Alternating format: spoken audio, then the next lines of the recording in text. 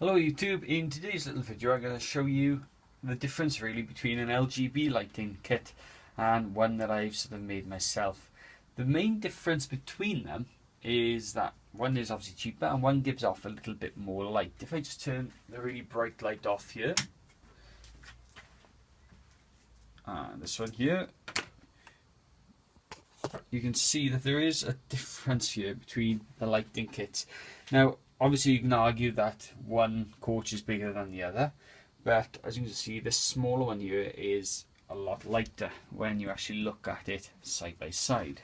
Just turn the lights back on. Now both of these pick up from the track, and the only other real difference is the way that they are connected. If I just turn these back off, just to show you, I put a piece of electronics in the end one here, which will make the lights fade out when they go. And I will explain why in a moment. But for example, if I just cut the power for a second, you'll notice the one that's on the left there goes out straight away, whereas the one on the right will gradually fade. And as you can just about see there is a little bit of power still left in the system. If I turn the lights back on, they come back on.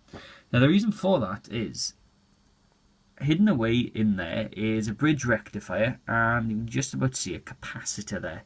Now the reason for that is, if when the train is running, for whatever reason there's a little break in the track or it loses power momentarily, the lights on this one here won't go out. Now the reason why I've put that in is because these wheels are a lot closer together, so if it's going over a small point or even a large point, it could be that both of these may be out of power, whereas this one here, the wheels are a little bit further apart, and I've got a pickup on this wheel and a pickup on this wheel, so they are fairly far apart. Now the only difference really is the way that they're set up. This one here, if I just pull the top off, I've glued a strip of LEDs to the top here. I've also put a little bit of colour on them there to make them a little bit yellow, or to change the colour of them.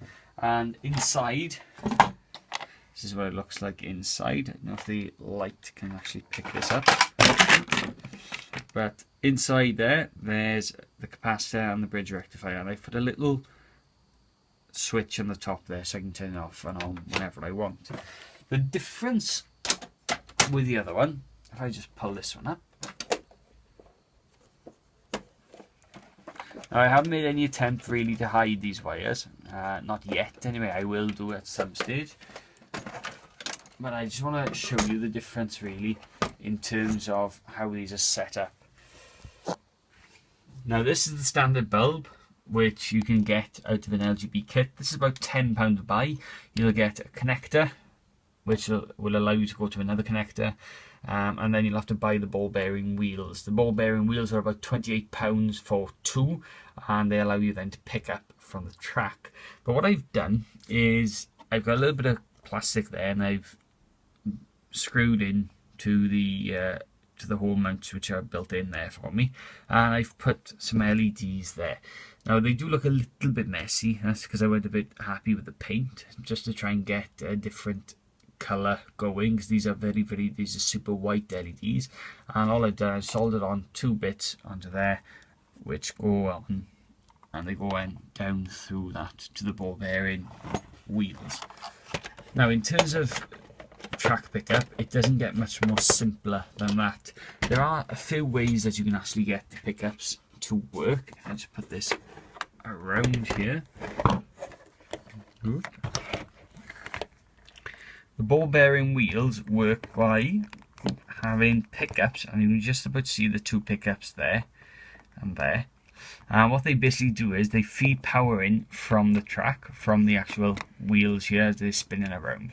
Now they are quite expensive, as I've already said. They're about £28 for two. So there is a cheaper alternative. You could use a battery, you could use a 9-volt battery, or what you can do is you can use something that I've used on another logo, another carriage. This is number 2 from a starter set, and I've done the same thing with these. I've got the capacitor and the bridge rectifier there, and I've got a set of ball bearing wheels on this one as well. If I just get the light here to shine it over, you can just about see there's 2 pickups on there, one for the black and one for the red.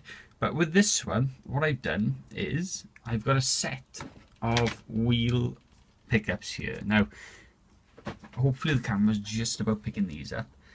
These are little bushes which act, they basically sit in here in the brace, and there's a little carbon pickup there which picks up from the inside of the wheel. So as it's going around, it's taking power from the track, which obviously then is transferred through these wires that are soldered on and then into the lights. Now, there's 2 different types of pickup with this. You've got the really expensive way and you've got the cheaper way.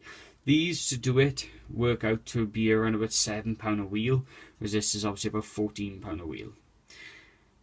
It's totally up to you which way you do it. They work either way. The only downside is with this type of wheel, when you are turning it, you can see it's not that free flowing, and the reason being is you've got 2 carbon pickups which are effectively stopping it. They act as a little bit of a brake. So if you've got a loco which isn't especially powerful, or you've got a fairly sharp gradient in your layout, you may want to consider these, because these are another way, and obviously as you can see there now, once they start spinning, they are fairly free to go.